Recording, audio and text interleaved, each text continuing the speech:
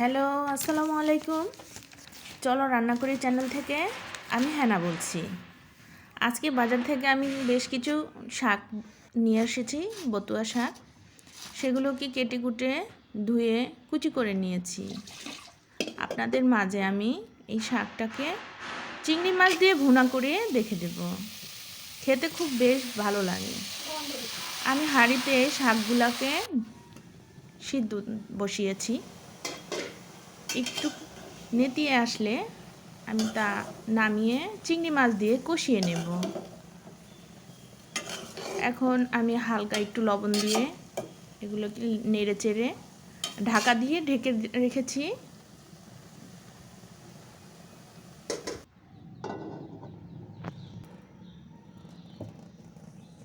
কড়াই বসিয়েছি, অল্প একটু তেল দিয়ে সাথে পেঁয়াজ দিয়েছি। ভাজা ভাজা হয়ে আসলে আমি এখানে কিছু মশলা ব্যবহার করব। মশলাতে আমার থাকছে অল্প কিছু, বেশি উপকরণ আমি দিইনি, যেহেতু শাকভাজি। হলুদ, মরিচ, লবণ, আদা বাটা, তা দিয়ে আমি একটু নেড়ে চেড়ে চিংড়ি মাছ দিয়ে চিংড়ি মাছ একটু ভাজা ভাজা হয়ে আসলে আমি সেগুলা একটু ভালো মতন নেড়ে চেড়ে আমি শাকগুলো ঢেলে দেব। হ্যালো বন্ধুরা, আমার এই শাকভাজি আপনারা দেখে যদি মনে করেন যে আমি এরকম করে খেয়ে দেখি, খুব ভালো লাগছে। আমি প্রতিদিনই কিছু না কিছু আমার মেনুতে একটি করে শাকের খাবার রাখি, রান্না করে খুব ভালো লাগে আমার। অন্যান্য সবজির চাইতে আমার একটা পদ শাক থাকতে হয়।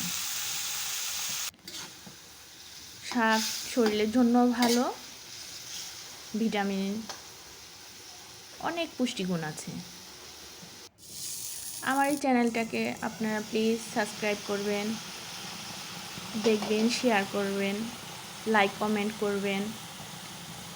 আমার এই চিংড়ি মাছ ভুনাটা হয়ে আসছে, এখন আমি শাকগুলো ঢেলে দেব। সবটুকু শাক ঢেলে দেব।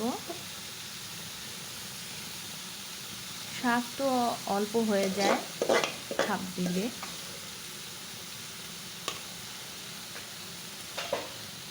তারপর একটু আমি নেড়ে চেড়ে উল্টে পাল্টি করে শাকগুলোর মধ্যে সব মশলা যেমন লেগে যায় অতপাতভাবে শাকগুলোর সাথে সব মশলা নেড়ে চেড়ে লাগিয়ে এলাম।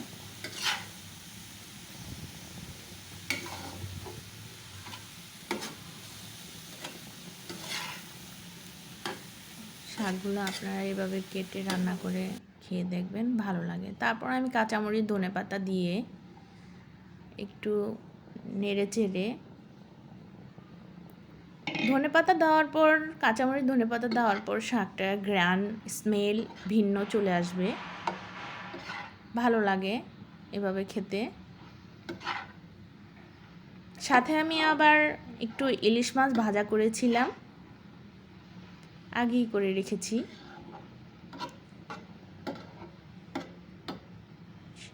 খেতে ভালো লেগেছে। এখন আমি নামিয়ে ফেলবো। খাওয়ার জন্য আমি ইলিশ মাছ ভাজা নিয়েছিলাম। সবাই দেখবেন, সাবস্ক্রাইব করবেন, লাইক কমেন্ট শেয়ার করবেন। টাটা, বাই বাই, আল্লাহ হাফেজ।